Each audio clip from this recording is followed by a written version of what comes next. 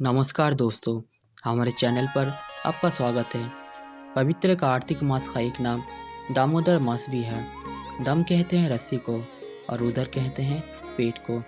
इस महीने में माता यशोदा ने भगवान नंद नंदन श्री कृष्ण के पेट पर रस्सी बांधकर उन्हें उखल से बांधा था, इसलिए उनका एक नाम हुआ दामोदर।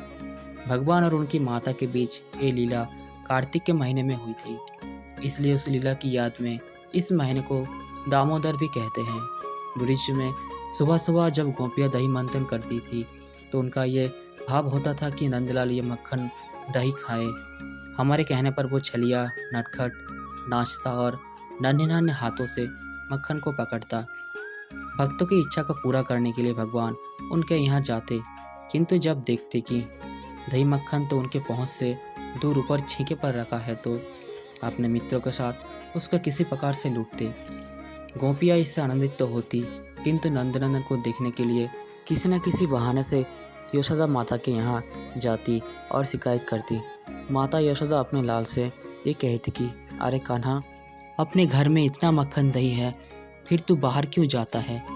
एक दिन माता यशोदा भगवान को दूध पिला रही थी, तभी उन्हें याद आया कि रसोई में दूध चूल्हे पर चढ़ाया हुआ था, अब तक उबल गया होगा।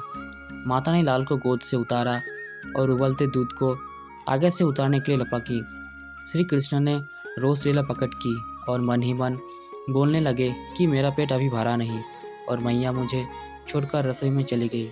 बस फिर क्या था, भगवान ने सामने दही घी मक्खन रखे हुए मिट्टी के बर्तन को तोड़ दिया, जिससे सारे कमरे में दही बिखर गया। परंतु इससे भी बाल कृष्ण का गुस्सा शांत नहीं हुआ। उन्होंने कमरे में रखे हुए सभी दूध और दही की मटकियों को तोड़ डाला। इसके बाद छीके पर रखे हुए मक्खन वो दही के मटकों को तोड़ने के लिए एक ओखली के ऊपर चढ़ गए। पर यशोदा मैया जब दूध संभल कर मुड़ी तो वो ये देखकर हैरान हो गई कि दरवाजे में से दूध दही मक्खन बह रहा है। माता को देखकर श्री कृष्ण ओखली से कूदकर सरपट भागे। अपने घर में मक्खन चोरी की श्री कृष्ण की पहली लीला थी। माता यशोदा श्री कृष्ण को पकड़ने के लिए उनके पीछे दौड़ी। मैया ने सोचा आज कन्हैया को सबक सिखाना ही होगा, इसलिए छड़ी उठाई और उनके पीछे पीछे भागी। ये निश्चित है कि सर्वशक्तिमान अनंत गुणों से विभूषित भगवान यदि अपने आप को न पकड़वाएं तो कोई उनको नहीं पकड़ सकता। यदि वो अपने आप को ना जानाएं तो कोई उन्हें जान भी नहीं सकता। माता यशोदा का परिश्रम देखकर भगवान श्री कृष्ण ने अपनी चाल को थोड़ा धीमा किया। माता ने उन्हें पकड़ लिया और वापस नंद भवन में वहीं पर ले आई, जहां उखल पर चढ़कर भगवान मंदिरों को मक्खन बांट रहे थे। साजा देने की भावना से माता यशोदा श्री कृष्ण को उखल से बांधने लगी। जब रस्सी से बांधने लगी तो रस्सी 2 अंगुल छोटी पड़ गई। माता रस्सी पर रस्सी जोड़ती जाती, परंतु भगवान श्री कृष्ण की दिव्य चमत्कारी लीला से हर बार रस्सी 2 अंगुल छोटी पड़ जाती। सारी गोकुल की रस्सियाँ आ गई, किंतु भगवान नहीं बांध पाए।